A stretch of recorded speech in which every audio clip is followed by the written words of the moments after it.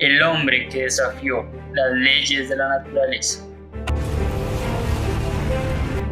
Aquel que logró que lo absurdo fuera concebible.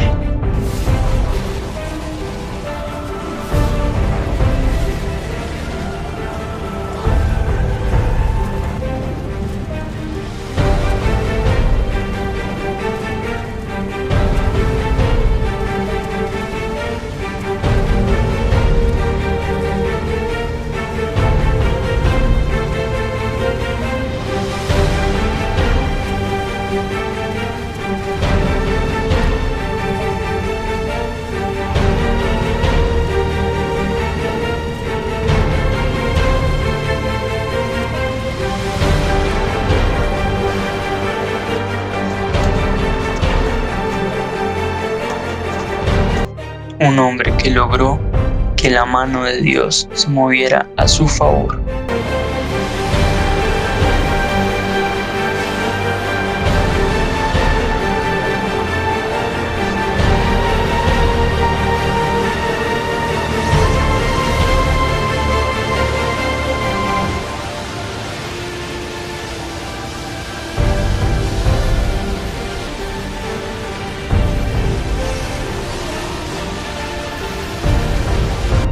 Y bendijo a todo un pueblo con su clamor.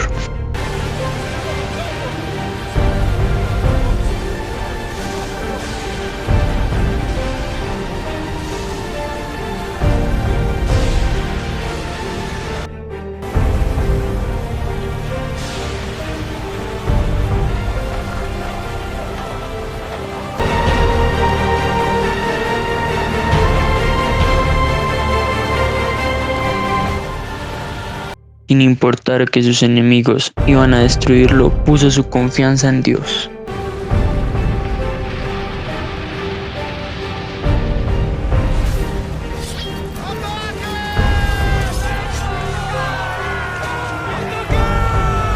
Y como era de esperarse, Dios les dio la victoria.